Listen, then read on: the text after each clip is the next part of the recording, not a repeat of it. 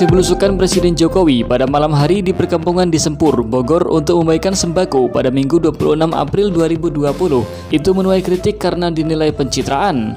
Urusan bagi sembako harusnya tidak perlu Presiden turun langsung.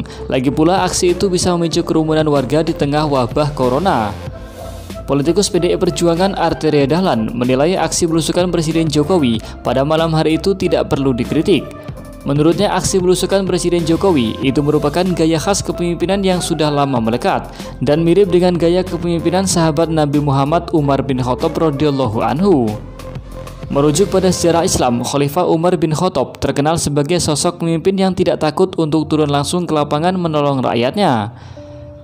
Seperti dalam suatu kisah yang dikutip dari situs NU Online, kala itu di Arab sedang mengalami musim paceklik. Di malam hari, Umar bin Khattab yang menjabat sebagai khalifah atau pemimpin tertinggi umat Islam bersama seorang sahabatnya, yakni Aslam, mengunjungi kampung terpencil di sekitar Madinah. Saat mereka sedang berkeliling, tidak sengaja bertemu dengan sebuah tenda lusuh. Di dalamnya tinggallah seorang ibu dan anaknya yang sedang menangis kelaparan. Khalifah Umar menghampiri mereka. Beliau melihat wanita itu sedang memasak sesuatu di dalam panci. Ibu itu terus mengaduk-aduk panci tersebut, sembari anaknya menunggu sambil menangis kelaparan. Umar lalu bertanya apa yang sedang dimasak oleh ibu tersebut dan kenapa tidak matang-matang. Ibu tersebut lalu meminta Umar melihat sendiri ke dalam panci. Betapa kagetnya Umar saat melihat yang dimasak ibu tersebut ternyata adalah batu.